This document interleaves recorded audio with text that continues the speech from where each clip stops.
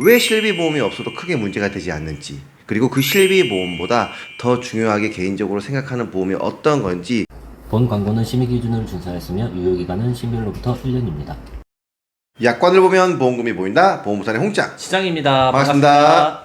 보험 종류가 정말 너무나 많습니다. 정말 많죠. 네, 실비보험부터 사망보험 그리고 수술비보험까지. 그 중에서 정말 많은 사람들이 가입하는 보험 중 하나가 바로 실비보험이죠. 그쵸. 실비보험 가입 정말 많이 하시죠. 제가 자료를 좀 찾아보니까 실비보험을 가입한 사람이 거의 4천만 명 정도 되더라고요. 그러면 전 국민 10명 중에 8명은 이 보험을 가입했다는 거거든요. 그렇죠.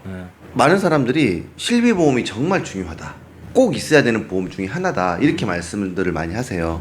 신짱은 좀 어떻게 생각하세요? 많은 사람들이 다른 건 몰라도 실비 하나쯤은 있어야 된다고 이야기할 정도니 정말 중요한 보험인 것 같기는 합니다. 실비가 꼭 필요한 보험에는 틀림없습니다. 그쵸. 그런데 이 실비보험이 없다고 받아야 되는 치료를 못 받거나 아니면 의료비가 너무 많이 발생을 해서 집안이 망할 정도로 힘들어질까요? 보험이 뭐예요? 지킬 보자에 험할 험자, 험한 일로부터 지켜주는 게 보험인 거잖아요. 그렇죠. 그런 측면이라고 하면 오히려 저는 실비보험보다 더 중요한 보험은 따로 있다고 생각합니다. 그래서 오늘은 왜 실비보험이 없어도 크게 문제가 되지 않는지, 그리고 그 실비보험보다 더 중요하게 개인적으로 생각하는 보험이 어떤 건지, 그리고 왜 그렇게 생각하는지 안내를 해드릴까 합니다. 본 영상 시청 전에 구독과 좋아요 한번 부탁드리고요. 그럼 보험 우선 바로 출발하시죠. 실비가 없어도 크게 문제되지 않는 이유는 바로 국민건강보험 때문인데요. 우리나라는 국민건강보험제도가 정말 잘 돼 있습니다. 너무 잘 되어 있어요. 전 세계에서 우리나라만큼 건강보험제도가 잘 돼 있는 나라도 거의 드문데요. 국민건강보험은 국가에서 운영하는 보험이기 때문에 우리나라 국민이라면 필수적으로 가입해야 하는 보험 중에 하나입니다. 질병이나 상해로 발생하는 과도한 의료비로 인한 가계의 부담을 줄이기 위한 사회보험인데요. 국민건강보험과 실손의료비 보험은 여러 가지 차이가 있습니다. 국민건강보험은 국가에서 운영하는 의무보험이고, 실비보험은 민간보험사에서 운영하는 민간보험입니다. 국민건강보험은 소득에 따라 보험료가 다르게 책정이 되고, 실비보험은 위험률에 따라서 보험료가 달라지게 됩니다. 질병으로 병원에 갈 확률이 높은 고연령층이나 사고의 위험도가 높은 직업을 가지고 계신 분들은 그렇지 않은 분들보다 보험료가 높게 책정이 된다는 거죠. 국민건강보험은 보상 금액에 한도가 없지만 실비보험은 가입식이나 가입시 설정하는 가입 금액에 따라서 입원이냐 통원이냐에 따라서 보상받을 수 있는 한도 금액은 정해져 있습니다. 국민건강보험은 급여 항목에 대해서만 보상을 해주지만 실비보험은 국민건강보험에서 지원하는 급여 항목과 지원해주지 않는 비급여 항목까지 모두 보상을 해주고 있습니다. 실비보험은 가입 시기에 따라서 보장의 기간이 정해져 있고요. 상황에 따라서 중간에 면책 기간도 발생할 수 있지만 국민건강보험은 면책이나 보장의 제한이 없습니다. 이렇게 국민건강보험과 실비보험은 차이점이 있고요. 아마 많은 분들이 국민건강보험에서 보상해주지 않는 부분들을 보상받기 위해서 실비보험을 가입하실 거예요. 그렇죠. 그런데 이 국민건강보험에서는요, 정말 다양한 혜택들이 있기 때문에 실비보험이 없더라도 큰 문제가 되지는 않습니다. 네, 맞아요. 국민건강보험은 혜택이 정말 많죠. 네네. 먼저 본인부담 상한제가 있는데요.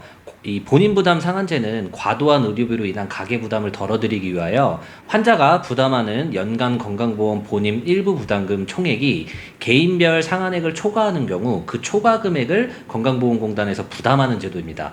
본인부담 상한액 기준은 연평균 건강보험료를 가지고 1분위에서 10분위까지 나누게 되는데요. 10분위로 갈수록 본인 부담 상한액은 높아집니다. 예를 들어 4, 5분위에 해당하는 사람이 요양병원 120일 초과 입원한 경우가 아닌 상황에 급여 의료비로 1,000만 원을 사용했다면 167만 원만 환자가 부담하고 나머지 833만 원은 건강보험공단에서 부담한다고 이해하시면 될 것 같아요. 이런 의료비 제도가 있으니 급여 항목에 대해서는 큰 의료비가 발생하더라도 큰 부담은 없을 것 같네요. 그렇죠. 하지만 비급여 항목은 이 본인부담 상한제에 해당이 없으니 이 부분 꼭 참고하셔야 할 것 같습니다. 그리고 두 번째 혜택은 산정 특례 제도입니다. 본인 부담 상한제가 본인이 부담해야 하는 최대 의료비의 상한을 정해둔 제도라고 하면, 산정 특례 제도는 의료비가 많이 발생할 수 있는 중증 질환 환자나 희귀 질환 환자에 대해서 본인 부담률을 경감해주는 제도인데요. 아마 암 환자분이나 가족분들 중에 암 진단 이력이 있으신 분들은 이 제도에 대해서 정말 잘 아실 겁니다. 산정 특례 제도는 암 진단을 받으면 5년간 급여 의료비의 5%만 본인이 부담을 하고, 나머지 95%는 국민건강보험공단에서 부담을 합니다. 뇌혈관이나 심장질환 환자도 30일에서 최대 60일까지 95%를 지원받을 수 있고요. 중증 화상 환자도 1년 동안 95%를 지원받고 5%만 본인이 부담하면 됩니다. 건강보험공단에서 정해놓은 희귀질환 환자나 중증 난치질환 환자는 최대 5년 동안 10%의 본인 부담금으로 치료받을 수 있고요. 중증 치매나 결핵 환자도 산정특례 대상자에 포함이 됩니다. 그런데 본인 부담 상한제나 산정특례 제도가 있음에도 해당 제도에서 지원하지 않는 항목의 의료비가 너무 많이 발생한 경우에는 저소득층에게는 경제적 어려움이 발생할 수 있습니다. 그렇죠. 이럴 때 또 지원해주는 혜택이 있죠. 바로 재난적 의료비 지원 사업인데요. 이 재난적 의료비 지원 사업이란 과도한 의료비 지출로 경제적 어려움을 겪는 국민들에게 건강보험이 보장하지 않는 부분에 대해 의료비 일부를 지원하는 사업입니다. 이 제도는 소득, 재산, 의료비 부담 수준 등을 고려하여 최대 80%까지 의료비를 지원해 주는데요. 본인 부담 상한제에서 지원하지 않는 항목이나 전액 본인 부담금, 심지어 비급여 일부 항목까지도 보상을 해줍니다. 선정 기준 및 지원 비율은 기초생활수급자나 차상위 계층인 경우 본인 부담 의료비 총액이 80만 원을 초과하면 80%를 지원해 줍니다. 기준 중위소득 50% 이하, 1인 가구는 본인 부담 의료비 총액이 120만 원을 초과한 경우, 2인 가구 이상 시에는 본인 부담 의료비 총액이 160만 원을 초과한 경우에 70%를, 기준 중위소득 50% 초과 100% 이하일 때 본인 부담 의료비 총액이 연소득의 10%를 초과한 경우 60%를, 기준 중위소득 100% 초과 200% 이하인 경우에는 본인 부담 의료비 총액이 연소득 20%를 초과한 경우에 50%를 지원해 줍니다. 본인 부담 상한제에서 지원하지 않은 일부 항목들까지도 지원을 해주니 확실히 우리나라 건강보험 시스템이 정말 잘 되어 있는 것 같다고 생각이 드네요. 네, 맞아요.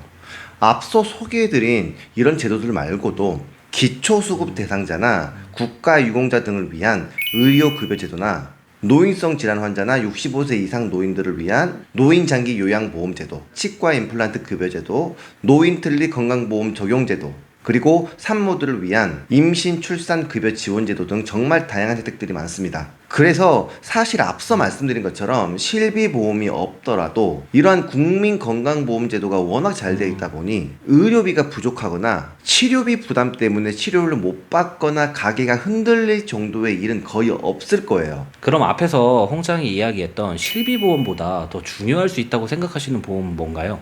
저는 화재보험이 정말 중요하다고 생각을 합니다. 화재보험. 네, 그렇죠. 중요할 수 있죠. 네, 치료비에 대한 부분은 앞서 설명드린 것처럼 건강보험공단에서 지원을 받으면 되지만 화재로 인한 피해는 고스란히 본인이 부담을 해야 합니다. 그게 집이든 공장이든 상가든 화재 앞에서는 정말 답이 없습니다. 맞아요. 화재가 발생하게 되면요, 지금까지 힘들게 일궈왔던 삶의 터전이 한순간에 없어질 수 있고요. 과실이 본인에게 있다면 본인이 전부 다 부담해야 하는 일이 발생할 수도 있습니다. 그렇죠. 그나마 요즘 신축 건물은 소방 시설이 워낙 잘 돼 있다 보니까 화재가 초기에 진압이 되다 보니 피해가 좀 적을 수는 있는데요. 만약에 오래된 건물이나 화재에 취약한 구조로 되어 있는 건물에 화재가 발생하게 되면 어떻게 될까요? 생각도 하기 싫은데요. 게다가 거기에 만약 옆 건물이나 주변에 화재가 번져 타인의 재산이나 신체상의 피해를 주게 된다고 하면 이거 어떻게 될까요? 일단 너무 상상도 하기 싫고요. 네네. 화재보험 가입이 안 되어 있다면 본인이 전부 부담을 해야겠죠. 그런데 화재가 우리나라에서 그렇게 많이 발생을 하나요? 지금 보고 있는 이 자료가요. 네. 2024년도 1월부터 7월까지 화재 발생 건수 및 피해 금액입니다. 7개월 동안 전국에 22,000건이 넘는 화재가 발생을 했고요. 사망자 수는 185명, 부상자 수는 1256명입니다. 재산 피해 금액은요, 무려 4천억 원이 넘습니다. 와, 아니 7개월간 화재 건수가 22,000건이 넘네요. 네네. 많이 발생하는구나. 그럼 저게 한 달로 치면은 3,000건이 넘게 발생하는 거고, 그쵸. 또 하루로 계산하면은 100건씩 발생한다는 거잖아요. 매일 발생한다는 거죠. 와, 저는 우리나라에서 화재가 이렇게 많이 발생하는 줄 진짜 몰랐어요. 아마 많은 분들도 네. 신장처럼 그렇게 생각하셨을 거예요. 그런데 화재는 생각보다 주변에 가까이 있을 수 있습니다. 그래서 꼭 저렴하게 화재에 대해서 좀 대비를 하시는 게 정말 중요할 것 같습니다. 정말 중요할 것 같습니다. 네. 이렇게 홍장이 이야기해 주신 것처럼 보험은 내가 예측할 수 없는 경제적 위험으로부터 나를 좀 보호하기 위해서 가입을 하는 거잖아요. 그렇죠, 그렇죠. 근데 질병이나 상해는 저희가 이제 앞서 말씀드렸듯이 건강보험제도가 워낙 잘 되어 있다 보니까 최소한으로 지원받을 수는 있습니다.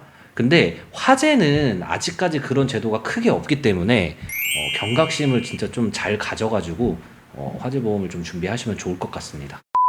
오늘 저희가 국민건강보험의 혜택과 화재보험의 중요성에 대해서 안내를 해드렸는데요. 다음에 훨씬 더 좋은 영상으로 다시 찾아뵙도록 하겠습니다. 보험은 보험우산에게 안녕!